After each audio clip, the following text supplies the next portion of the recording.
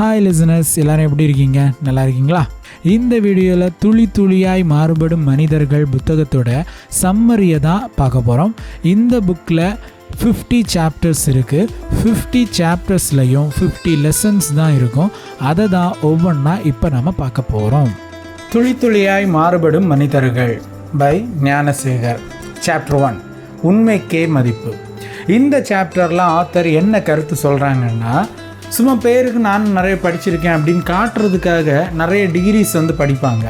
அப்படி நீங்கள் தெரிஞ்சு வச்சுக்கிற நாலேஜுக்கு எந்த மதிப்பும் இல்லை. எப்போ அந்த அறிவுக்கு ஒரு செயல் வடிவம் கிடச்சி நமக்கும் சரி நம்ம கூட இருக்கிறவங்களுக்கும் சரி பயன் தருதோ அப்போ தான் அதுக்கு மதிப்பு. அதனால் பேருக்கு பின்னாடி 10 டிகிரி போடுறதோ இல்லைன்னா தேவையில்லாத கோர்ஸில் ஜாயின் பண்ணி டைம் வேஸ்ட் பண்ணாமல் நமக்கு தேவையான நாலேஜை கெயின் பண்ணுறதுல மட்டும் கவனம் வச்சு கற்றுக்கிட்டு அதை வச்சு உங்களுக்கும் மற்றவங்களுக்கும் உதவி செஞ்சு நாலேஜுக்கு மதிப்பை வாங்கி கொடுங்க அப்படின்னு ஆத்தர் இந்த சாப்டரில் நமக்கு சொல்கிறாங்க. சாப்டர் 2, சர் சி வி ராமனின் சுய கட்டுப்பாடு. சர் சி வி ராமன் இவரை எல்லாருக்குமே தெரியும் மேக்சிமம். இவர் நோபல் பரிசு வாங்கின ஒரு அறிவியல் விஞ்ஞானி. இவர் நோபல் பரிசு வாங்கினதுக்காக ஒரு பாராட்டு விழா எடுக்கிறாங்க. அங்கே அவருக்கு சரக்கு அடிக்கிறதுக்கு ஆஃபர் பண்ணுறாங்க. அவர் முடியாதுன்னு சொல்லிட்டாரு. இந்த இன்சிடெண்ட் மூலமாக ஆத்தர் நமக்கு சொல்லக்கூடிய ஒரு அட்வைஸ் என்னதுன்னா, செல்ஃப் கண்ட்ரோல், அதாவது சுய கட்டுப்பாடு ரொம்ப முக்கியமான ஒரு குவாலிட்டி. அடுத்தவங்களுக்காக நீங்கள் ஒரு நாள் தானேன்னு செய்யக்கூடிய தப்பான ஒரு விஷயம் உங்களையே அழிக்கக்கூடிய ஒரு ப்ராப்ளமாக ஃப்யூச்சரில் மாற வாய்ப்பு இருக்குது. எப்படி வாய்ப்பு இருக்குது அப்படின்னு நீங்கள் கேட்குறீங்களா? ஒன்றும் இல்லைங்க, ஃப்ரெண்டு சும்மா குடிக்க சொன்னான் அப்படின்னு சொல்லிட்டு அவனுக்காக குடிக்க ஸ்டார்ட் பண்ணி அதுக்கப்புறம் குடிய விட முடியாமல் கஞ்சா வரைக்கும் அடித்து நாசமாக போனவனோலையும் நான் பார்த்துருக்கேன். என் லைஃப்பில் இருக்கிற எக்ஸாம்பிள்ஸை வச்சு தான் நான் சொல்கிறேன். இந்த மாதிரி அடுத்தவங்களுக்காக நம்மக்கிட்ட இருக்கக்கூடிய நல்ல பழக்கத்தை விட்டு ஒரு கெட்ட பழக்கத்துக்குள்ளே போகிறது கண்டிப்பாக ஃப்யூச்சரில் ஒரு ப்ராப்ளமை க்ரியேட் பண்ணும். அதனால் செல்ஃப் கண்ட்ரோலோட சேஃபாக இருங்கன்னு இந்த சாப்டர் மூலமாக ஞானசேகர் அவங்க நமக்கு சொல்கிறாங்க. சாப்டர் 3, விளையாட்டு வினையாகலாம். இந்த சாப்டரில் ஆத்தர் என்ன கருத்து சொல்கிறாங்கன்னா, உங்கள் மேலே நம்பிக்கை வச்சுருக்கவங்க அம்மா, அப்பா, மனைவி, கணவன், நண்பர்கள் யாராக இருந்தாலும் சரி, அவங்கள எந்த காரணத்துக்காகவும் விளையாட்டுக்காக கூட ஏமாற்றி பார்க்காதீங்க. எளிமையாக கிடைச்ச அந்த நம்பிக்கையை நீங்கள் மதிக்காமல் ஏமாத்தின பிறகு என்ன பண்ணாலும் அந்த முழுமையான நம்பிக்கை மறுபடியும் உங்கள் லைஃப்பில் கிடைக்கவே செய்யாது. அடுத்த தடவை நீங்கள் நிஜத்தையே சொன்னாலும் ஒரு சந்தேக கண்ணோடு உங்களை பார்ப்பாங்க. ஸோ ஸ்டார்டிங்கில் கிடைச்ச அந்த ஒரு முழுமையான நம்பிக்கை லைஃப் லாங் உங்களுக்கு தொடரணும்னா விளையாட்டுக்கு கூட உங்கள் மேலே நம்பிக்கை வச்சவங்களை ஏமாற்றி பார்க்காதீங்க. இதை தான் இந்த சாப்டரில் ஞானசேகர் அவங்க நமக்கு சொல்லியிருக்காங்க. சாப்டர் 4, தவறாக எடை போடாதே. நான் பெரிய ஆளுன்னு எந்த காலத்துலேயும் யோசிக்க, நான் தான்டா இங்கே கிங்கு, நான் வச்சதான் சட்டம், நான் தான் நம்பர் 1, இந்த மாதிரி பேசிகிட்டு இருக்கக்கூடிய சினிமா ஹீரோக்களெல்லாம் நீங்கள் பார்த்துருப்பீங்க. ஹீரோக்களில் ஒருத்தர் தான் இந்த மாதிரி பேசுவார். அவர் யாருன்னு உங்களுக்கு தெரிஞ்சால் கமெண்ட் செக்ஷனில் சொல்லுங்கள். இந்த மாதிரி நான் தான் பெரிய ஆள் அப்படின்னு எந்த காலத்துலேயும் யோசிக்காதீங்க. அந்த நினைப்போடு வாழாதீங்க. நீங்கள் ஒரு துறையில் சிறந்தவங்களாக இன்றைக்கி இருக்கலாம், ஆனால் நிரந்தரமாக இருக்க முடியுமா முடியாதா அப்படின்னு கேட்டிங்கன்னா நிரந்தரமாக யாராலையும் இருக்க முடியாது. கண்டிப்பாக 99% அந்த இடத்துல இன்னொருத்தர் வரதான் செய்வாங்க. 1% மட்டும்தான் நம்ம அதிலேயே நிலைச்சிருக்கிறது வாய்ப்பு இருக்குது. பட் அவங்க தான் கடைசியில் கோட்டா மாறுவாங்க. The greatest of all time அப்படின்ற ஒரு பட்டத்துக்கு அவங்க தான் அதுக்கடுத்து வர போகிறாங்க. அது நீங்கள் தோத்தாலும் ஜெயித்தாலும் கடைசியில் நீங்கள் அந்த இடத்துக்கு தான் வர போகிறீங்க. அதை இங்கே யாருமே சொல்லல. பட் நான் தான் அப்படின்ற அந்த ஒரு அகங்காரம், ஒரு பொறாமையோட வெளிப்பாடு, இதெல்லாம் தேவையில்லாத ஒரு ஆணி அப்படின்னு ஆத்தர் சொல்கிறாங்க. அப்போ எதுக்கு ஒன்றுக்கும் யூஸ் இல்லாத இந்த கெத்து? அதனால் யாரையும் அண்டர் எஸ்டிமேட் பண்ணாதீங்க. வல்லவனுக்கு வல்லவன் உலகத்தில் வந்துக்கிட்டே தான் இருப்பான். அதனால் ஃபஸ்ட்டாக நம்ம இருக்கிற அவ்வளோ நாளும் சந்தோஷமாக என்ஜாய் பண்ணுறதோடு நிறுத்திக்கணுமே தவிர கெத்தெல்லாம் காட்டக்கூடாது. கெத்து காட்டுறோம் அப்படின்னு சொல்லிட்டு இறங்குனீங்கன்னா பாதியிலேயே செருப்படி வாங்கிட்டு ஓடுறது நிதர்சனமாக நடக்கக்கூடிய ஒரு விஷயந்தான் அப்படின்றது தான் இந்த சாப்டர் மூலமாக ஆத்தர் நமக்கு சொல்லக்கூடிய ஒரு விஷயம். சாப்டர் 5, குள்ளச்சாமியின் ஞானம். இந்த சாப்டரில் ஆத்தர் என்ன கருத்து சொல்கிறாங்கன்னா, மனிதர்களோட மனசில் தூக்கி சுமக்கக்கூடிய கேவலமான வக்கிரமான எண்ணங்கள் பொறாமை, தாழ்வு மனப்பான்மை, கோபம், காமம், இன்னும் பல குப்பைகளை இறக்கி வச்சுட்டா வாழ்க்கையில் சாதிக்க தேவையான ஞானத்தை குப்பை இல்லாத மனசு உங்களுக்கு தரும். அதுபடி நடந்தால் நீங்கள் உச்சக்கட்டத்துக்கு முன்னேறி போவீங்க. இந்த கருத்தை தான் இந்த சாப்டரில் ஆத்தர் நமக்கு சொல்லியிருக்காங்க. சாப்டர் 6, கடவுள் எங்கும் உள்ளார். இந்த சாப்டரில் ஆத்தர் நமக்கு சொல்லக்கூடிய கருத்தை கேட்குறதுக்கு முன்னாடி ஒரு குட்டி கதையை பார்ப்போம். ஒரு முறை ஒரு ஞானி மெக்காவுக்கு நடைபயணம் போகிறாரு. அதிகமாக நடந்ததுனால அவர் களைச்சி போயிடுறாரு. ஸோ களைப்பை தணிக்கிறதுக்காக ஒரு இடத்துல உறங்குறாரு. அந்த நேரம் அந்த பக்கமாக வந்த இன்னொருத்தர், மெக்காவை பார்த்த மாதிரி காலை நீட்டி படுத்திருக்கீங்களே, இது தப்புன்னு தெரியாதான்னு கேட்குறாங்க. அதுக்கு அந்த ஞானி, கடவுள் இல்லாத இடம் எதுன்னு சொல்லுங்க, நான் காலை அந்த பக்கமாக நீட்டுறேன்னு சொன்னார். இதன் மூலமாக ஆத்தர் நமக்கு சொல்லக்கூடிய ஒரு கருத்து என்னன்னா, சடங்கு சம்பிரதாயம்னு பல விஷயங்களை ஃபாலோ பண்ணி பக்திமான்னு காட்டுறதை விட சிறந்தது உண்மையை உணர்தல் தான். ஒழுக்கமான ஒரு வாழ்க்கையை வாழ்ந்து ஒழுங்காக கடமையை செய்கிறதே சிறந்த பிரார்த்தனைன்னு ஆத்தர் இந்த சாப்டர் மூலமாக நமக்கு சொல்லியிருக்காங்க. சாப்டர் 7, உழைப்பிற்கு மதிப்பளிப்போம். இந்த சாப்டரில் ஆத்தர் சொல்லக்கூடிய ஒரு கருத்து என்னதுன்னா, ஒருத்தரோட வெற்றியை பார்த்து ஆசைப்படுறோம், சந்தோஷப்படுறோம், பொறாமையும் படுறோம். கடைசியில் அவனுக்கு லக்கு, கடவுள் கொடுத்த வரம்னு சிம்பிளாக சொல்கிறோம். ஆனால் அதை தாண்டி ஒரு முக்கியமான விஷயம் இருக்குது, அயராத உழைப்பு. அதை கணக்கில் சேர்க்காம நீங்கள் ஆசைப்பட்டாலும் பொறாமப்பட்டாலும் நீங்கள் தான் முட்டாள். பல நாட்கள் அயராத உழைப்பை போட்டதுனால தான் ஒரே நைட்டில் சக்ஸஸ் ஆகிட்டான்ற பேர் எடுக்க முடியும்.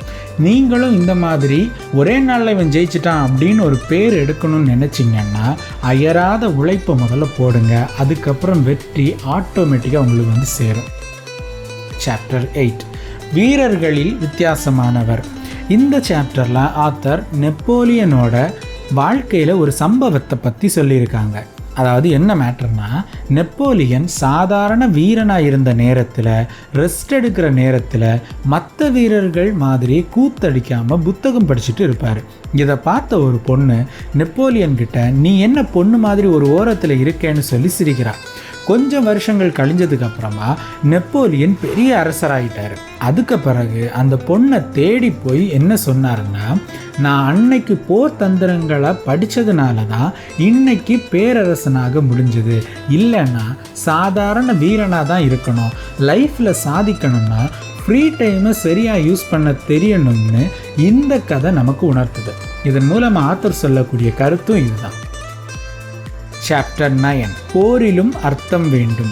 இந்த சாப்டரில் ஆத்தர் என்ன சொல்கிறாங்கன்னா, சண்டை போடுறதுக்கு கூட நியாயமான ஒரு காரணம் இருக்கணும். உலகம் முழுக்க ஜெயிச்சு உங்களுக்கு கீழே அடிமையாக வச்சுக்கிற அளவுக்கு சக்தி உங்ககிட்ட இருந்தாலும், சக்தி இருக்குது அதனால் நான் சண்டை போட்டு மக்களை கொன்று குவிக்க போகிறேன்னு ஒருத்தன் கிளம்புனா அவனை போல முட்டாள் யாரும் இல்லை. எல்லாருக்கும் சாவு நிச்சயமான ஒன்று. அப்புறம் எதுக்கு இந்த சண்டை, பகை, போர், பதவி வரி எல்லாம்? யோசிச்சு பாருங்க. இதை தான் இந்த சாப்டர் மூலமாக ஆத்தர் நமக்கு சொல்லியிருக்காங்க. சாப்டர் 10, பொய் மெய்யாவது நிரந்தரமல்ல. இந்த சாப்டரில் ஆத்தர் நமக்கு சொல்லக்கூடிய ஒரு கருத்து என்னதுன்னா, அடுத்தவங்களோட உழைப்பில் சுகம் காண்றது கொஞ்ச நாள் தான் மகிழ்ச்சி தரும். இப்போ நீங்கள் பிட் அடித்து எக்ஸாமில் நிறைய மார்க் வாங்குறீங்கன்னு வச்சுக்கோங்க. அதனால் கிடைச்ச மார்க்குக்காக உங்களுக்கு பாராட்டும் கிடைக்குதுன்னு வச்சுக்கோங்க. இது ஆரம்பத்தில் கொஞ்ச நாள் மகிழ்ச்சி தரும், ஆனால் கண்டிப்பாக ஒரு டைம் மாட்டுவீங்க. அந்த நேரம் இவ்வளவு நாள் பண்ணின தப்புக்கு சேர்த்து வச்சு கேவலப்படணும். இது தேவையா? நேர்மையாக இதுலேயும் ஜெயிக்கிறதுக்கு ட்ரை பண்ணுங்கள். இந்த விஷயத்தை தான் ஆத்தர் இந்த சாப்டரில் நமக்கு சொல்லியிருக்காங்க. சாப்டர் 11, பிரெஞ்சுக்காரரின் ஆங்கிலேய பாசம்.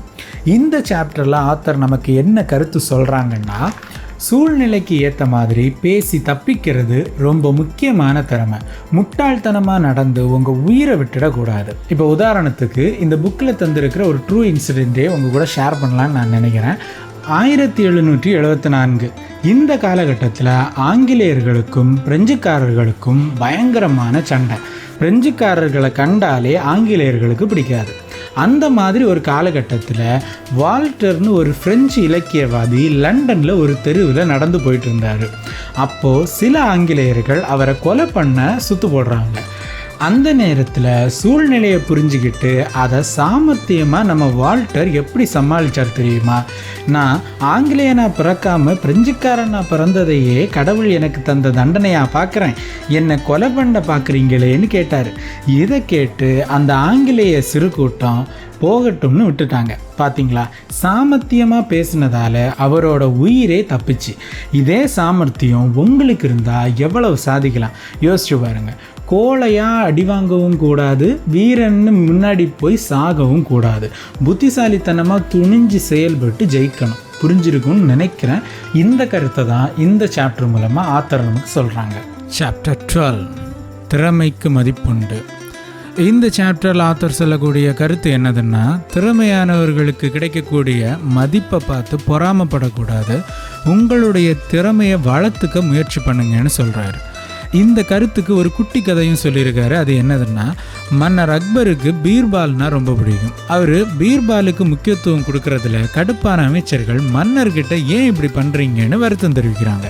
அதுக்கு மன்னர் என்ன சொல்கிறாருன்னா, சரி, நாளைக்கு சபையில் நான் ஒரு கேள்வி கேட்பேன், அதுக்கு யார் சாதுரியமான ஒரு பதிலை சொல்கிறீங்கன்னு பார்த்துட்டு நாம் ஒரு முடிவுக்கு வரலான்னு சொல்கிறாரு. சரின்னு அமைச்சர்களும் கிளம்பிட்டாங்க. அடுத்த நாள் அரசவையில் கூடும்போது அரசர் நம்ம நாட்டில் எத்தனை பறவைகள் இருக்குதுன்னு கேள்வி கேட்குறாங்க. எல்லா அமைச்சர்களும் பதில் என்ன சொல்லலாம்னு யோசிக்கும்போது பீர்பால் எழும்பி 1,09,00,000 பறவைகள் இருக்குதுன்னு சொல்கிறாரு. இதை கேட்ட அமைச்சர்களில் ஒருத்தர், நீங்கள் சொன்னதை விட அதிகமாக பறவைகள் இருந்தால் என்ன செய்யலான்னு கேட்குறாரு. அதுக்கு பீர்பால், அது வெளிநாட்டிலேருந்து வந்திருக்குன்னு சொல்கிறாரு. உடனே இன்னொருத்தர் எழும்பி, பறவை குறைஞ்சிருந்தான்னு கேட்க, நம்ம நாட்டு பறவை வெளிநாட்டுக்கு போயிருக்கும்னு சொன்னார். சாமர்த்தியமாக பதில் சொன்னதுக்காக பீர்பாலை மன்னர் பாராட்டினார். இந்த முறை அமைச்சர்களால் எதுவுமே சொல்ல முடியலை. ஒருத்தனை போட்டியாக நினச்சி பொறாமை பிடிச்சி திரிஞ்சதால் அமைச்சர்களுக்கு அவமானம் மட்டும்தான் கிடச்சிது. நீங்களும் பொறாமை இல்லாமல் போட்டி போடுங்க, உங்கள் திறமையை வளர்க்குறதுல முழு கவனத்தையும் செலுத்துங்க, கண்டிப்பாக நீங்கள் ஜெயிக்கலாம். இதை பற்றி யோசிச்சு பாருங்கள். சாப்டர் 13, புதுமை படைத்த ஜான் வெஸ்லி. இங்கிலாந்து நாட்டில் வாழ்ந்த ஒரு பெரிய பணக்காரர் தான் ஜான் வெஸ்லி. அவர் இருந்த ஊருக்கு பக்கத்தில் இருந்த கிராமங்கள் எல்லாமே குப்பை கூலமாக இருக்கிறத பார்க்குறாரு. இதை சரி பண்ண அவர் ஒரு திட்டம் போடுறாரு. அது என்னதுன்னா, செடி கொடிகளோட விதைகளை அந்த கிராமத்தில் உள்ள மக்கள்கிட்ட கொடுத்து, இந்த செடி கொடிகளை நல்லா வளர்க்குறவங்களுக்கு நல்ல பரிசு தருவேன்னு அறிவிக்கிறாரு. கொஞ்ச மாதங்களுக்கு பிறகு அந்த கிராமங்கள் பசுமையாக மாறிடுச்சு. இந்த சம்பவம் மூலமாக ஞானசேகர் அவங்க நமக்கு சொல்லக்கூடிய கருத்து என்னதுன்னா, நம்மளை சுற்றி இருக்கிறவங்க எப்படி என்னன்னா எனக்கு என்ன அப்படின்னு வாழாமல் முடிஞ்ச அளவுக்கு உதவிகள் செஞ்சு வாழ்ந்தாதான் இந்த பூமி என்னைக்கும் உயிரோடு இருக்குன்ற கருத்தை இந்த சாப்டர் மூலமாக ஆத்தர் நமக்கு சொல்கிறாங்க. சாப்டர் 14, தாழ்த்துபவர் உயர்த்தப்படுவார். பைபிளில் ரொம்ப பிரபலமான ஒரு வசனம் இருக்குது.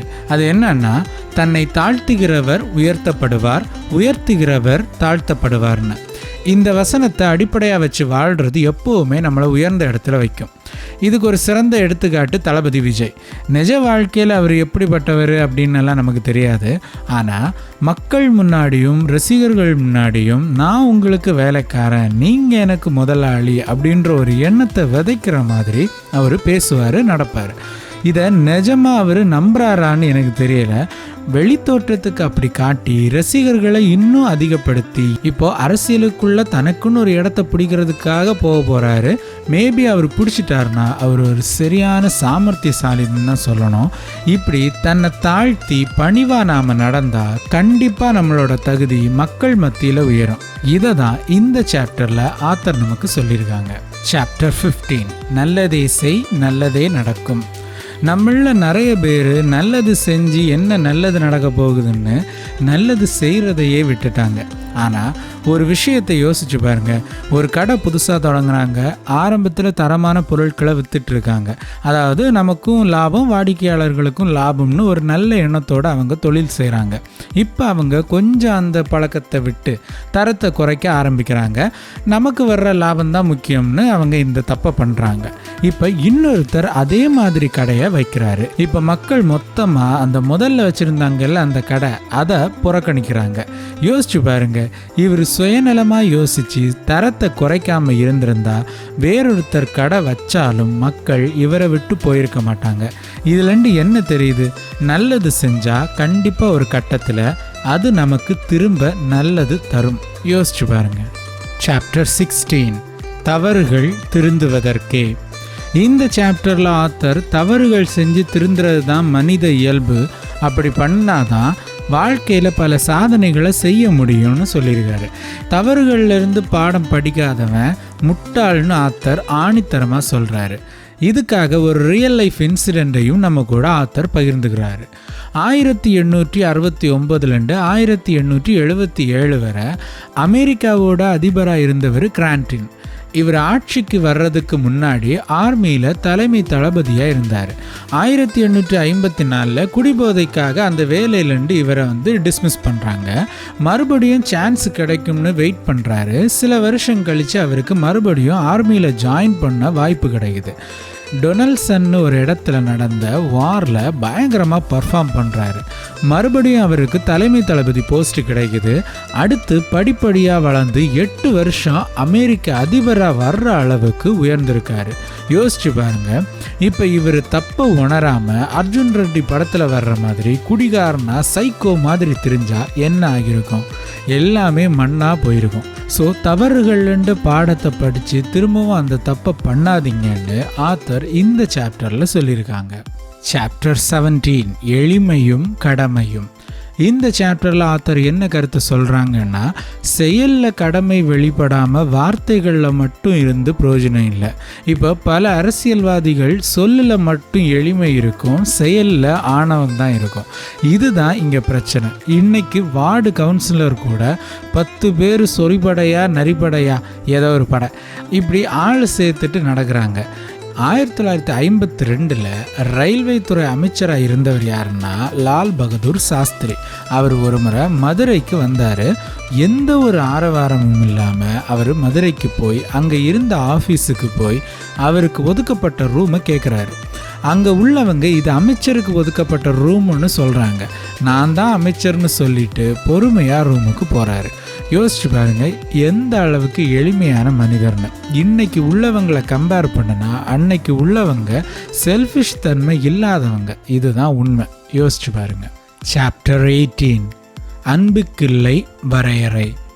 இந்த சாப்டரில் ஆத்தர் சொல்லக்கூடிய கருத்து என்னதுன்னா, அன்பு காட்டுறதுக்கு எந்த விதிகளையும் வைக்காதீங்க, உலகத்தில் அன்பை ஸ்ப்ரெட் பண்ணுங்கன்னு சொல்கிறாரு. இந்த விஷயத்த ஒரு குட்டி ஸ்டோரி மூலமாக சொல்கிறாரு. அது என்னன்னா, நபிகள் நாயகம் ஒரு நாள் உறங்கிட்டு இருந்த சமயத்தில் அவரோட துணி கீழே தரையில் விழுந்து கிடந்துச்சு. அந்த துணியில் ஒரு பூனை படுத்து நல்லா உறங்குது. நபிகள் நாயகம் முழிச்சதும் பூனை உறங்குறத பார்த்து அது டிஸ்டர்ப் பண்ணாமல் துணியை கழட்டி போட்டுட்டு வேற துணியை எடுத்து போட்டுக்கிட்டாரு. அன்பு இருக்கிற இடத்துல தான் கருணை இருக்கும். இந்த குணம் ஞானிகளுக்கு இருக்கிறனால தான் அவங்கள நாம கடவுளோட சாயலா பார்க்குறோம், வணங்குறோம். இதே மாதிரி அன்பை உலகத்துக்கு கொடுங்கன்னு ஆத்தர் இந்த சாப்டர் மூலமாக சொல்கிறாரு. சாப்டர் 19, நல்ல சூழ்நிலைகள் நல்லதை தரும். இந்த சாப்டரில் ஆத்தர் சொல்லக்கூடிய கருத்து என்னதுன்னா, நல்ல விஷயங்களில் டைமை செலவு பண்ணும்போது அதுக்கேற்ற பலன் கண்டிப்பாக கிடைக்கும். இந்த கருத்தை ஒரு குட்டி ஸ்டோரி மூலமாக சொல்கிறாரு.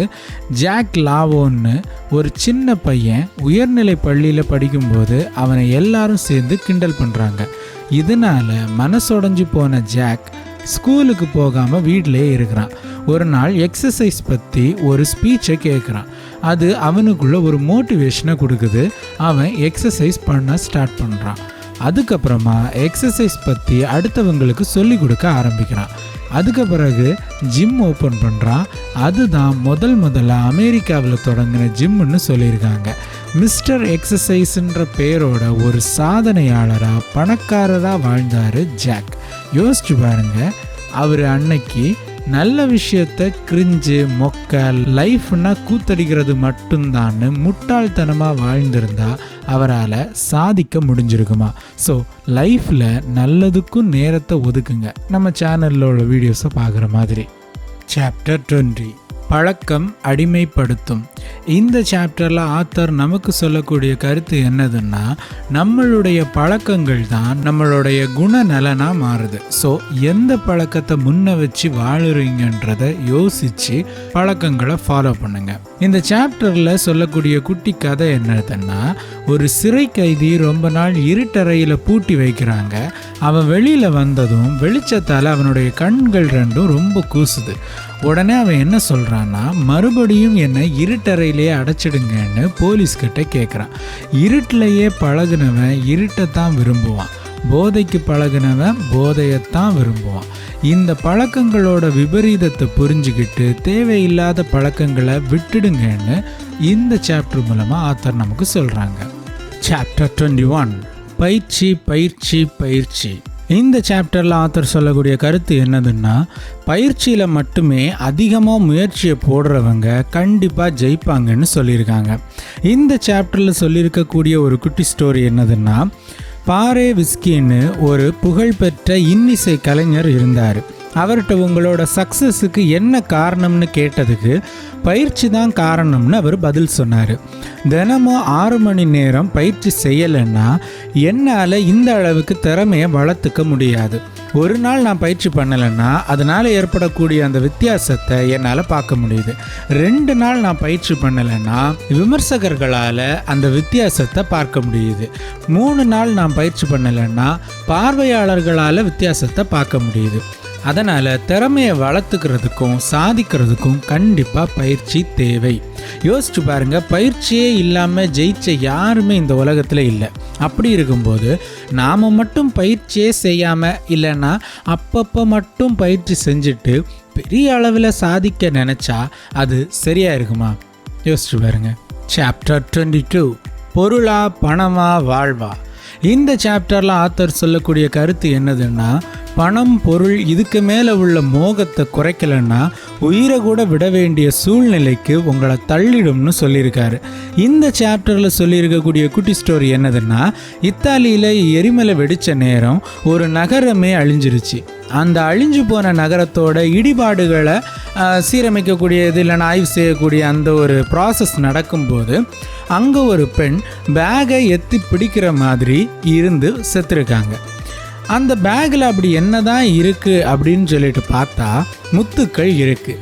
உயிரா பணமானு யோசிச்சா எப்போவுமே உயிருக்கு தான் முக்கியத்துவம் கொடுக்கணும். உயிரை விட முத்து தான் முக்கியம்னு நினச்சதால அந்த பொண்ணு இறந்துட்டாங்க. நீங்களும் உயிரை விட பணத்துக்கும் பொருளுக்கும் முக்கியத்துவம் கொடுத்தா கண்டிப்பாக வாழ்க்கையை வாழாமல் உயிரை இழந்துடுவீங்கன்றதான் இந்த சாப்டர் மூலமாக ஆத்தர் சொல்லக்கூடிய ஒரு விஷயம். யோசிச்சு பாருங்க. சாப்டர் 23 நீல்ஸ் போரும் பகுத்தறிவும். இந்த சாப்டரில் ஆத்தர் சொல்லக்கூடிய கருத்து என்னதுன்னா, மற்றவங்களை மகிழ்ச்சிப்படுத்த சில நேரத்தில் நாம் நமக்கு நம்பிக்கை இல்லாத விஷயங்களை செஞ்சாலும் அதுக்கு அடிமையாகிடக்கூடாதுன்னு சொல்லியிருக்காங்க. இந்த சாப்டரில் சொல்லக்கூடிய குட்டி ஸ்டோரி என்னதுன்னா, ஒரு நாள் ஒரு அமெரிக்க விஞ்ஞானி நோபல் பரிசு வாங்கின நீல்ஸ் போரோட ஆஃபீஸுக்கு போகிறாரு. அங்கே ஒரு குதிரை லாடம் தொங்குறத பார்க்குறாரு. உங்களுக்கு இதிலெல்லாம் நம்பிக்கை இருக்கான்னு அந்த விஞ்ஞானி கேட்குறாங்க. எனக்கு இதில் எல்லாம் நம்பிக்கை இல்லை, நம்பிக்கை வரவும் செய்யாது, ஆனால் இது நீங்கள் நம்பினாலும் நம்பலைனாலும் அதிர்ஷ்டம் தரும்னு என்கிட்ட சொன்னவரை நம்பி இதை இங்கே மாட்டியிருக்கேன்னு பதில் சொன்னார். இது தாங்க பகுத்தறிவு. நான் தான் புத்திசாலி, நீ முட்டாள்னு தங்களோட சுய லாபத்துக்காக பெண்களையும் நல்ல பழக்க வழக்கங்களையும் அழிச்ச ஒரு முட்டாளை பகுத்தறிவாளன்னு நம்புகிற சமூகத்துக்கு நல்லது நடக்கும்னா மூட நம்பிக்கையை நம்பலாம்னு என்னைக்கு பகுத்தறிவு சிந்தனை வருமோ? யோசிச்சு பாருங்க. சாப்டர் 24 வேதனையும் வெற்றியாகும். இந்த சாப்டரில் ஆத்தர் சொல்லக்கூடிய கருத்து என்னதுன்னா, கெட்டதிலும் ஒரு நல்லது இருக்குன்னு சொல்கிறது எல்லாருக்கும் பொருந்தாது.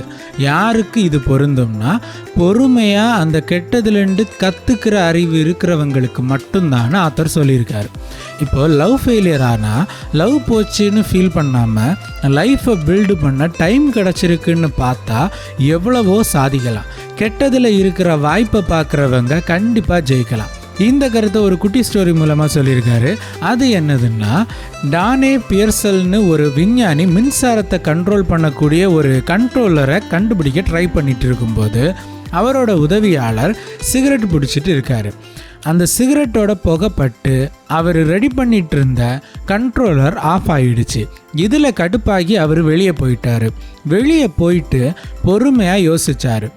புகைப்பட்டதும் ஏன் இந்த கண்ட்ரோலர் ஆஃப் ஆகுது, இந்த கண்ட்ரோலருக்கும் புகைக்கும் என்ன சம்பந்தம்னு யோசித்து பார்க்குறாரு. இதனால் அவர் புகையை வச்சு ஆபத்தை கண்டுபிடிக்கிற ஒரு கருவியை கண்டுபிடிச்சார். நம்ம லைஃப்பில் நடக்கிற தோல்வி, ஏமாற்றம் எல்லாத்தையும் out of the box think பண்ணுனா கண்டிப்பாக நமக்கு ஒரு ஐடியா வரும். அது நம்மளை ஜெயிக்க வைக்கும். யோசிச்சு பாருங்கள். சாப்டர் 25 புத்திசாலியின் சாமர்த்தியம். இந்த சாப்டரில் ஆத்தர் சொல்லக்கூடிய கருத்து என்னதுன்னா, புத்திசாலியாக இருக்கிறவங்க எப்பவும் நடக்கிற எல்லாத்தையும் கவனித்து சாதிக்கிறாங்க. இந்த சாப்டரில் சொல்லக்கூடிய ஒரு குட்டி கதை என்னதுன்னா, ஒரு அரேபிய பணக்கார ஷேக் அவர் பயணம் செய்கிறதுக்காக ஒரு குதிரையை வாங்க ஆசைப்படுறாரு. அவரோட வேலையாட்கள் பக்கத்து ஊரில் இருந்து 2 குதிரைகளை கொண்டு வர்றாங்க. ஆனால் குதிரையோட உரிமையாளர்களுக்கு குதிரையை விற்க மனமில்லை. இதை அந்த ஷேக் கிட்ட சொல்கிறதுக்கு அவங்களுக்கு பயம். அதனால் 2 பேரும் அவங்களோட குதிரையை பற்றி தப்பாக குறை சொல்ல ஆரம்பிக்கிறாங்க. ஷேக்குக்கு விஷயம் புரிஞ்சுது. அதனால் அவர் என்ன திட்டம் போடுறாருன்னா, 2 பேரும் குதிரையை ஓட வைங்க, எந்த குதிரை முதல்ல வருதோ அந்த குதிரையை நான் எடுத்துக்கிறேன்னு சொல்கிறாரு. அவங்க 2 பேரும் அடுத்தவங்களோட குதிரையை வேகமாக ஓட வைக்க முயற்சி பண்ணி அதில் நடக்கக்கூடிய காமெடியை பார்த்து ஷேக் ஒரே சிரிப்பாக சிரிச்சிட்டு என்ஜாய் பண்ணிட்டு இருந்தார். ஷேக்கோட புத்திசாலித்தனம் இன்ட்ரெஸ்டாக இருந்தாலும் ஒரு விதத்தில் அவர் பண்ணினது தப்பு. ஏன்னா ஒருத்தருக்கு விருப்பம் இல்லைன்னு தெரிஞ்சும் அவங்கள இப்படி கஷ்டப்படுத்தி பார்க்குறது தப்புன்றது என்னுடைய கருத்து. நீங்கள் என்ன நினைக்கிறீங்க? சாப்டர் 26 ஒவ்வொரு நொடியிலும் வாழ்தல். இந்த சாப்டரில் ஆத்தர் சொல்லக்கூடிய கருத்து என்னதுன்னா, கடந்த காலத்தை நினச்சி வருந்துறதோ எதிர்காலத்தை நினச்சி பயப்படுறதோ இல்லாமல் நிகழ்காலத்தில் வாழுங்கன்னு சொல்லியிருக்காரு. இந்த சாப்டரில் ஆத்தர் சொல்லக்கூடிய குட்டி ஸ்டோரி என்னதுன்னா, இத்தாலியில் இசை நிகழ்ச்சி நடத்தக்கூடிய டோஸ் கானினி அப்படின்னு ஒருத்தர் இருந்தார். அவரோட 80வது பிறந்தநாள் கொண்டாட்டத்தில் ஒருத்தர் அவரோட மகன் வால்டர் கிட்ட, உங்கள் அப்பாவோட மறக்க முடியாத நிகழ்வு இல்லைன்னா சாதனைகள் பற்றி சொல்லுங்கன்னு கேட்குறாரு. அதுக்கு வால்டர், என்னோட அப்பாவோட சாதனை மறக்க முடியாத நிகழ்வுன்னு குறிப்பிட்டு எதையும் சொல்ல முடியாது, ஆனால் அவர் தன்னோட வாழ்க்கையோட ஒவ்வொரு நிமிஷத்தையும் ரசித்து வாழ்ந்தார். எந்த வேலை செஞ்சாலும் முழு ஈடுபாட்டோட செய்கிறது தான் அவரோட வாழ்க்கையாக இருந்திருக்குன்னு பதில் சொன்னார். இதே விஷயத்தை தான் இக்கிகை புத்தகத்திலையும் சொல்லியிருப்பாங்க. நிகழ்காலத்தில் வாழ்கிறவங்களால தான் அவங்களோட வாழ்க்கையை முழுசாக வாழ முடியும். இதை நானும் முயற்சி பண்ணி பார்க்குறேன், பட் ரொம்ப கஷ்டம். அது மட்டும் உண்மை. நிகழ்காலத்தில் வாழ்கிறத பற்றி புத்தர் என்ன சொல்லியிருக்காருன்னா, வாழ்க்கை என்பது ஒரு மூச்சு, எனவே ஒவ்வொரு நொடியிலும் வாழுங்கள். சாப்டர் 27 நம்மை நேசிப்போம். இந்த சாப்டரில் ஆத்தர் சொல்லக்கூடிய கருத்து என்னதுன்னா, நம்மளை குறை சொல்கிறவங்க குறை சொல்லிகிட்டே தான் இருப்பாங்க, அதையும் தாண்டி ஜெயிக்கிறது தான் சாதனை அப்படின்னு சொல்லியிருக்காரு. இந்த சாப்டரில் சொல்லக்கூடிய ஒரு குட்டி கதை என்னதுன்னா, ஜேம்ஸ் பால்குவின்னு ஒரு புகழ்பெற்ற எழுத்தாளர், அவர் சின்ன வயசில் இருக்கும்போது அவரோட அப்பா, நீ அசிங்கமாக இருக்க, உன்னை யாரும் விரும்ப மாட்டாங்கன்னு சொல்லி சொல்லி வளர்க்குறாங்க. இதை ஒரு கட்டத்துக்கு மேலே அவரும் நம்பிடுறாரு. அதுக்கப்புறமா அவர் தனக்குத்தானே ஒரு கருத்தை அவரோட மனசில் ஆழமாக விதைச்சாரு. அது என்னதுன்னா, நான் அழகில்லாதவனாக இருக்கலாம், என்னை யாரும் விரும்பாமல் கூட போகலாம், ஆனால் என்னுடைய எழுத்துக்களுக்கு அழகு தேவையில்லை, அதை கண்டிப்பாக எல்லாரும் ரசிப்பாங்க அப்படின்றத அவருக்கு அவரே சொல்லிக்கிட்டு ஒரு எழுத்தாளனாக அவர் மாறினார். சாதிக்கவும் செஞ்சார். உருவ கேலி மட்டும் இல்லை, எல்லா வகையான கேலியுமே தவறு தான். அந்த கேலிகளுக்கு பயந்து வாழ்க்கையை தொலைக்கிறதும் தவறு தான். யோசிச்சு பாருங்கள். சாப்டர் 28 சேவைக்கு எல்லை இல்லை. இந்த சாப்டரில் ஆத்தர் சொல்லக்கூடிய கருத்து என்னதுன்னா, உங்களால் முடிஞ்ச சேவைகளை மக்களுக்காக செய்யுங்க. அப்படி செஞ்சாலே பல பிரச்சனைகள் தீரும். யாரோ வந்து உதவி செய்வாங்கன்னு போகாமல் அந்த யாரோ ஒருத்தராக நாம் இருக்கணும்னு சொல்லியிருக்காரு. இந்த சாப்டரில் சொல்லியிருக்கக்கூடிய ஒரு குட்டி கதை என்னதுன்னா, அன்னை தெரசா அமெரிக்கா போன நேரத்தில் ஒரு பேட்டி கொடுத்துருக்காங்க. அதில் ஒருத்தர் ஒரு கேள்வி கேட்குறாரு, நீங்கள் புறக்கணிக்கப்பட்டவங்க, ஏழைகள், நோயாளிகள் எல்லாரையும் அரவணைக்கிறீங்க, இப்படி பண்ணுறதால உங்களால் வறுமையை உலகத்துலேருந்து தீர்க்க முடியுமா அப்படின்னு கேட்குறாரு. அதுக்கு அன்னை தெரசா, நண்பரே, கடவுள் என்ன வறுமையை தீர்க்கிறதுக்காக அனுப்பலை, எந்த உதவியை என்னால் செய்ய முடியுமோ அதை உண்மையாக செய்யணுங்கிறதுக்காக தான் என்னை அனுப்பியிருக்காரு அப்படின்னு பதில் சொன்னாங்க. அதாவது பக்கத்தில் இருக்கிறவங்களுக்கு நம்மளால் முடிஞ்ச உதவியை உண்மையாக செய்யுங்கன்னு ஆத்தர் இந்த சாப்டர் மூலமாக நமக்கு சொல்லியிருக்காரு. சாப்டர் 29, நேருவின் மனிதநேயம். இந்த சாப்டரில் ஆத்தர் சொல்லக்கூடிய கருத்து என்னதுன்னா, உனக்கு கீழே ஒருத்தன் வேலை பார்த்தா அவனை அடிமையாக பார்க்காத, சக மனிதனாக பாருன்னு சொல்லியிருக்காரு. இந்த சாப்டரில் சொல்லியிருக்கக்கூடிய ஒரு குட்டி கதை என்னதுன்னா, ஜவஹர்லால் நேரு ஒரு நாள் நடுராத்திரி ஒர்க் முடிச்சுட்டு அவரோட அறைக்கு போகும்போது அவரோட அறையை காவல் காக்கக்கூடிய முதியவர் அசந்து தூங்கிட்டு இருந்தார். அந்த நேரத்தில் நேரு அவரை தொந்தரவு செய்யாமல் சாவியை எடுத்து கதவை திறந்து அறைக்குள்ளே போயிட்டார். யோசிச்சு பாருங்க, இந்த மாதிரி எத்தனை பேர் நம்ம கிட்ட வேலை பார்க்குறவங்கள மனுஷனாக பார்க்குறோம், பல பேர் அடிமை மாதிரி தான் நடத்துகிறாங்க. இது மாறணும், மனிதனை மனிதனாக மதிக்கணும். அதுக்காக வேலை செய்யாமல் அவனுக்கு சம்பளம் கொடுங்க அப்படின்னு நான் சொல்லலை, மனிதனை மனிதனாக மதிங்கன்னு தான் சொல்கிறாரு நம்ம ஆத்தர். உங்களுக்கு புரிஞ்சிருக்கும்னு நினைக்கிறேன். சாப்டர் 30, முயற்சி செய்வதே முதலாவது பணி. இந்த சாப்டரில் ஆத்தர் சொல்லக்கூடிய கருத்து என்னதுன்னா, எந்த ஒரு கருத்தையும் சுருக்கமாக சொல்லி பழகுங்க, வளவளன்னு பேசாதீங்கன்னு சொல்கிறாரு. இதுக்கும் சாப்டரோட ஹெட்டிங்க்கும் சம்மந்தம் இல்லையேன்னு யோசிக்கிறீங்களா? அதுக்கு தான் இந்த சாப்டரில் ஒரு குட்டி கதை சொல்லியிருக்காரு நம்ம ஆத்தர். இங்கிலாந்தோட பிரதமராக இருந்த சர் வின்ஸ்டன் சர்ச்சில் ஆக்ஸ்போர்ட் பல்கலைக்கழகத்தில் பட்டமளிப்பு விழாவுக்கு போகிறாரு. அவரை பேச கூப்பிட்ட நேரம் இவர் மைக்கு முன்னாடி வந்து முயற்சி செய்யுங்கள், விடாது முயற்சி செய்யுங்கள்னு சொல்கிறாரு. அடுத்து என்ன சொல்ல போகிறாருன்னு அரங்கமே அமைதியாக காத்திருக்கும்போது இன்னொரு முறை அதே வசனத்தை சொல்லிட்டு ஒரே முடிச்சிட்டாரு. இதுதான் இன்ன வரைக்கும் அவரோட புகழ்பெற்ற ஒரு சொற்பொழிவாக இருக்குது. இந்த உலகத்தில் யாருக்கும் அடுத்தவங்க நல்லது சொன்னால் பிடிக்காது. அதனால் ரொம்ப நேரம் பேசி மொக்க போடாமல் சுருக்கமாக சொல்லி முடிங்க. கேட்டால் கேட்கட்டும், கேட்கலன்னா அவங்க நஷ்டம்னு விட்டுருங்க. உங்களோட டைமையும் உங்களோட நாலேஜையும் வேஸ்ட் பண்ணாதீங்கன்னு இந்த சாப்டர் மூலமாக நான் சொல்லக்கூடிய கருத்து. சாப்டர் 31, எது சரியான உழைப்பு. இந்த சாப்டரில் ஆத்தர் சொல்லக்கூடிய கருத்து என்னதுன்னா, வெறும் உழைப்பு உழைப்பு உழைப்புன்னு மாடு மாதிரி உழைக்காமல் கொஞ்சம் கொஞ்சம் பிரேக் எடுங்கன்னு சொல்கிறாரு.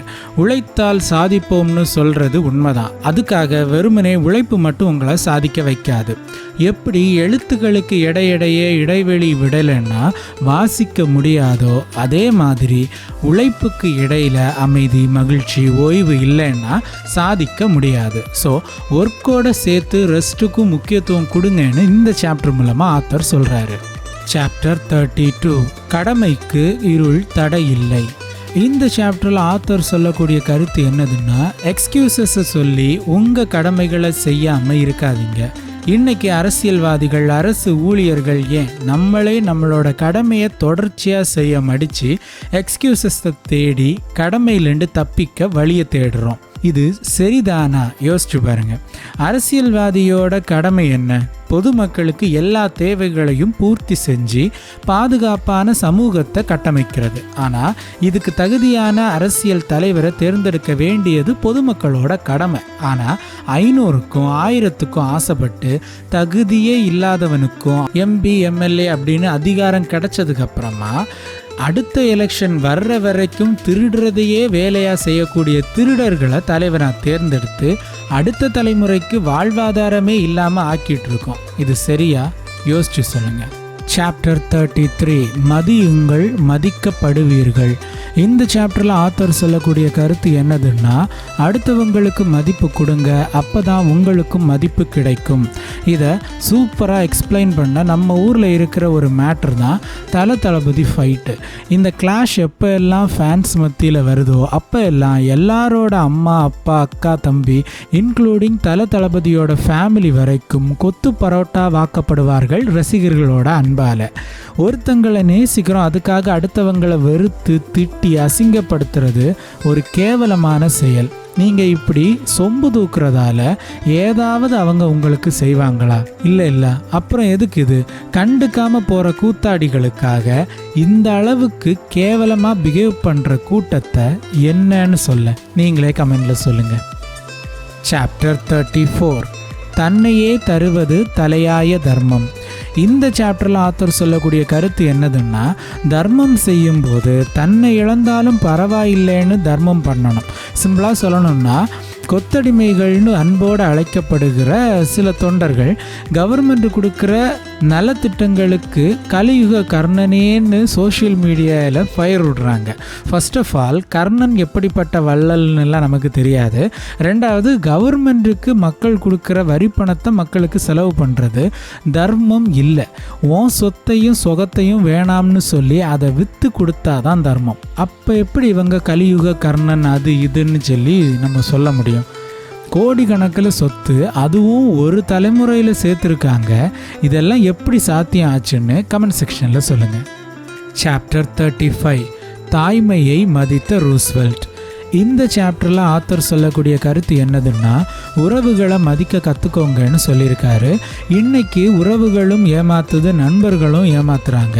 இந்த நிலைமையில் இதை எப்படி நாம் செய்ய முடியும்னு எனக்கே தெரியல. 25 லட்சம் ரூபா கடனுக்கு 79 லட்சத்துக்கு கணக்கு காட்டி அண்ணனுக்கு சொத்து கொடுக்காம மொத்தமாக ஏமாத்தின தங்கச்சியையும் நான் பார்த்துருக்கேன். ஸோ இந்த சாப்டரில் இருக்கக்கூடிய கருத்துக்கு கொஞ்சம் யோசித்து நீங்களே முடிவெடுங்கன்னு தான் எனக்கு சொல்ல தோணுது. சாப்டர் 36, கற்பதற்கு காலமில்லை. இந்த சாப்டரில் ஆத்தர் சொல்லக்கூடிய கருத்து என்னதுன்னா, ஏஜை பார்க்காம படித்து நாலேஜை கெயின் பண்ணிகிட்டே இருங்கன்னு சொல்கிறாரு. கெயின் பண்ணுறதோட சேர்த்து அதை யூஸ் பண்ணவும் செய்யணும், அதுதான் ரொம்ப முக்கியம்னு ஆத்தர் சொல்லியிருக்காரு. சும்மா நானும் படிக்கிறேன்னு சொல்கிறதுக்காக டிகிரியாக முடிக்காமல் ஒரு பர்பஸோடு படிங்க. நீங்கள் டைம் செலவு பண்ணி படித்து தெரிஞ்சுக்கிற ஒவ்வொரு நாலேஜும் உங்களுக்கு ஹெல்ப் பண்ணணும். ஸோ யோசித்து தேர்ந்தெடுத்து படிங்க. சாப்டர் 37, சவாலே சமாளி. இந்த சாப்டரில் ஆத்தர் சொல்லக்கூடிய கருத்து என்னதுன்னா, வாழ்க்கையில் எந்த ஒரு கடினமான சூழ்நிலை வந்தாலும் நம்பிக்கையோடு அந்த சூழ்நிலையை ஒரு சவாலாக நினச்சி அதை சமாளிக்கணும். நம்பிக்கை இல்லாதவங்களால் சின்ன பள்ளத்தை கூட தாண்ட முடியாது. நம்பிக்கை இருந்தால் கிணறையும் தாண்ட முடியும். ஏன் அப்படின்னா, நம்பிக்கை இருக்கிறவன் கிணறை எப்படி தாண்டலாம்னு வழி தேடுவான். நம்பிக்கை இல்லாதவன் ஐயோ பள்ளம்டோய் அப்படின்னு சொல்லிட்டு ஓடிடுவான். அதனால தான் நம்பிக்கை வாழ்க்கைக்கு ரொம்ப ரொம்ப தேவையான ஒன்று. சாப்டர் 38, உண்மையான ஜெபம். இந்த சாப்டரில் ஆத்தர் சொல்லக்கூடிய கருத்து என்னதுன்னா, கடமையை செய்கிறது தான் உண்மையான ஜெபம். நிறைய பேர் வேலையை ஒழுங்காக செய்யாமல் அதுக்கான பலன் மட்டும் உடனே கிடைக்கணும்னு ஜெபம் பண்ணிட்டு இருப்பாங்க. எளிமையாக சொல்லணும்னா, நண்பன் படத்தில் வர்ற ஜீவா மாதிரி படிக்கிற நேரத்தில் படிக்காமல் பூஜை பண்ணிட்டு கடைசியில் சாமி கும்பிட்ட நேரத்தில் படிச்சிருந்தா கூட நல்ல மார்க்ஸ் எடுத்திருக்கலாம்னு சொல்லுவார்ல, அதே கதை தான் இந்த சாப்டரில் சொல்லியிருக்காங்க. சாப்டர் 39, லட்சியமும் பணமும். இந்த சாப்டரில் ஆத்தர் சொல்லக்கூடிய கருத்து என்னதுன்னா, லட்சியமாக பணமானு ஒரு சூழ்நிலை வரும்போது லட்சியத்துக்கு தான் முக்கியத்துவம் கொடுக்கணும், பணத்துக்காக லட்சியத்தை விட்டு கொடுக்க கூடாதுன்னு ஆத்தர் சொல்லியிருக்காரு. மணி இஸ் ஆல்வேஸ் அல்டிமேட்டுன்னு சதுரங்க வேட்ட டயலாக் இப்போ சிலருக்கு மைண்டில் வந்திருக்கும். ஒரு விஷயத்தை யோசிச்சு பாருங்கள், லட்சியத்தை தேடி ஓடினவங்களால தான் எல்லாருக்கும் உதவுற மாதிரி ஒரு வாழ்க்கையை வாழ முடியும். சிலர் அதில் பெரிய பணக்காரங்களாகவும் வாழ முடியும். ஆனால் பணத்துக்காக லட்சியத்தை மறந்தவங்க, பணம் சொன்னால் நம்ம ஒரு அரசியல்வாதிகளை சொல்லலாம், அவங்கள மாதிரி எப்போ ரைடு வருமோ எப்போ அரெஸ்ட் பண்ணுவாங்களோன்னு இன்னொருத்தருக்கு அடிமையாக தான் வாழணும். எது நல்ல வாழ்க்கைன்னு நீங்களே கமெண்ட்ல சொல்லுங்கள். சாப்டர் 40, அமைதி தேடிய ஹெலன் கெல்லர். இந்த சாப்டரில் ஆத்தர் சொல்லக்கூடிய கருத்து என்னதுன்னா, நம்மளோட தேவைகளை விட நம்மளை சுற்றி இருக்கிறவங்களோடைய மகிழ்ச்சி தான் முக்கியம்னு வாழணும்னு ஆத்தர் சொல்லியிருக்காரு. இந்த ஒரு பழக்கம் இன்றைக்கி யாருக்குமே இல்லைன்னு தான் சொல்லணும். அப்பா அம்மா ஏன் உடலாலும் உயிராலும் சரிபாதியாக வாழ வேண்டிய கணவன் மனைவி கிட்ட கூட இந்த பண்பு இன்றைக்கி இல்லை. தன்னை விட கணவனையும் குழந்தைகளையும் முக்கியமாக நினச்சதால தான் பல பெண்களை தெய்வமாக பார்க்குற பழக்கம் இருக்குது. தன்னோட குடும்பத்தோடு சேர்த்து தான் இருக்கிற தெருவில் இருக்கிற பெண்களையும் பாதுகாக்க நினச்சதால தான் ஆண்கள் காவலனாக இருந்தாங்க. இந்த ரெண்டும் அழிஞ்சுது. ஆண் காமத்துக்கு அடிமையானான், பெண் காசுக்கு அடிமையானாள், விபச்சாரம் பெருகிருச்சு. இன்னைக்கு நல்லவங்களுக்கு கஷ்டமும் குழந்தைகளுக்கு பாதுகாப்பும் இல்லாமல் ஆச்சு. இது எல்லாத்துக்கும் காரணம் குடும்ப அமைப்பை உடைச்சது தான். அந்த குடும்ப அமைப்பு உடைய காரணமாக இருந்தது முற்போக்கு சிந்தனையை முட்டாள்தனமாக பேசின ஒரு முட்டாளால் தான். யோசிச்சு பாருங்க அந்த முட்டாள் யாருன்னு. சாப்டர் 41 உண்மையான சகோதர பாசம். இந்த சாப்டரில் ஆத்தர் சொல்லக்கூடிய கருத்து என்னதுன்னா, பணம் பதவிக்காக ஏங்குறவங்களை விட உண்மையான அன்புக்காக ஏங்குறவங்க தான் அதிகம். அதனால் அன்பை அதிகமாக கொடுங்கன்னு சொல்லியிருக்காரு. குடும்ப அமைப்பில் இருக்கக்கூடிய முக்கியமான ஒரு ப்ராப்ளம் என்னென்னா, அன்பை வெளிக்காட்டாமல் இருக்கிறது தான். எக்ஸாம்பிளுக்கு சொல்லணும்னா, ஒரு கணவன் அன்பாக இருக்காமல் வெறும் பணம் மட்டும் கொடுத்தா போதும்னு இருந்தால் ஒரு டைம் கண்டிப்பாக அந்த உறவு பிரேக்கப் ஆகும். அதே மாதிரி மனைவி கணவனுக்கு அன்பு கொடுக்காம வெறும் பணம் தான்னு தொல்லை பண்ணுனா கண்டிப்பாக இந்த உறவும் பிரேக் ஆகும். குடும்பம்னா கூடுதல் குறைவு இருக்கும், ஆனாலும் அதை அனுசரித்து அன்பாக இருக்கிறது தான் வாழ்க்கையை அனுபவித்து வாழ உதவும். புரிஞ்சிக்க முயற்சி பண்ணுங்க. சாப்டர் 42 உணர்ந்து வாழ்வதே வாழ்க்கை. இந்த சாப்டரில் ஆத்தர் சொல்லியிருக்கக்கூடிய கருத்து என்னதுன்னா, ஒவ்வொரு செயலையும் உணர்ந்து செய்யுங்கன்னு சொல்லியிருக்காரு. எளிமையாக சொல்லணும்னா ஒவ்வொரு வேலையும் ரசித்து செய்யணும். இப்போ ஒரு கப் காஃபி குடிக்கிறீங்கன்னு வச்சுக்கோங்க, அதை டிவி பார்த்துட்டே எதையோ யோசிச்சுட்டே குடிக்கிறத விட காஃபியோட ஸ்மெல்லை ரசித்து அதோட ருசியை ரசித்து அனுபவித்து குடிக்கக்கூடிய அந்த ஒரு ஃபீல் செம்மையாக இருக்கும். அந்த மாதிரி ரசித்து தான் லைஃப்பை வாழணும்னு இந்த சாப்டர் நமக்கு சொல்லுது. நீங்கள் என்ன சொல்கிறீங்க? சாப்டர் 43 அனுபவங்கள் அர்த்தமுள்ளவை. இந்த சாப்டரில் ஆத்தர் சொல்லக்கூடிய கருத்து என்னதுன்னா, பெரியவங்க கிட்ட பேசி அவங்களோட அனுபவத்தை தெரிஞ்சுக்கோங்க அப்படின்னு சொல்லியிருக்காரு. எளிமையாக சொன்னால் பூமராண்டி அப்படின்னு நம்ம சொல்கிறேன்ல, அவங்க கூட பேச சொல்லியிருக்காங்க. இந்த யூடியூப்பில் கமெண்ட் செக்ஷனில் இல்லைனா ஏதாவது ஒரு இதில் யாராவது நல்லது சொன்னால் அவங்கள பார்த்து பூமர் அப்படின்னு சொல்லும்போது ஹாப்பியாக எதையோ சாதித்த மாதிரி ஒரு ஃபீல் இருக்குமே நம்ம எல்லாருக்கும். ஆனால் அதுதான் நாம் செய்கிற முட்டாள்தனம்.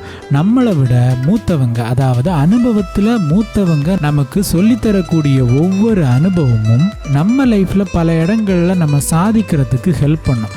சிலர் அவங்க நம்மளுடைய டைமை வேஸ்ட் பண்ணுறாங்க அப்படின்னு நினைக்கலாம். இப்படி நினைக்கிறவங்க அந்த டைம் என்ன பண்ணுறாங்க, ஃபோனில் வேலை வெட்டி இல்லாமல் யூஸ்லெஸ்ஸாக ஷார்ட்ஸு ரீல்ஸுன்னு போடுறவங்களை பார்த்துட்டு இருப்பாங்க. இதுக்கு எதுக்கு இவ்வளவு சீனு யோசிச்சு பாருங்கள். ஆனால் ஒரு அனுபவசாலியோட கதைகள் ஃப்யூச்சரில் நமக்கு டைம் சேவிங்காகவே மாறும். எப்படின்னா, இப்போ நீங்கள் ஒரு பிஎஸ்சி மேக்ஸ் ஸ்டூடெண்ட்டுன்னு வச்சுக்கோங்க. உங்களுக்கு ஒரு சம்மு புரியலைன்னு வச்சுக்கோங்க. ஒரு வாரமாக ட்ரை பண்ணி உங்களால் புரிஞ்சிக்க முடியலை. இப்போ ஒரு ரிட்டையர்ட் ப்ரொஃபஸர் நம்ம லாங்குவேஜில் ஒரு பூமரங்கள் அந்த சம்மை 30 நிமிஷத்தில் உங்களுக்கு புரிய வைக்கிறாரு. இப்போது இதே சம்பவம் ஒரு வாரத்துக்கு முன்னாடி நடந்திருந்தால் டைம் சேவிங் தானே ஆகியிருக்கும். அதுதான் மேட்ரு. முட்டாளுக்கு பூமராக தெரியக்கூடியவங்க சாதிக்க நினைக்கிறவங்களுக்கு மென்டாராக தெரிவாங்க. எல்லாரும் மென்டாராக இருக்க மாட்டாங்க. ஆனால் அதை தெரிஞ்சுக்கணும்னா பேசினாதான் முடியும். பூமர்னு அடுத்தவங்களை கிண்டல் பண்ணாமல் பேசுங்க. தெரியாததை தெரிஞ்சுக்கோங்க.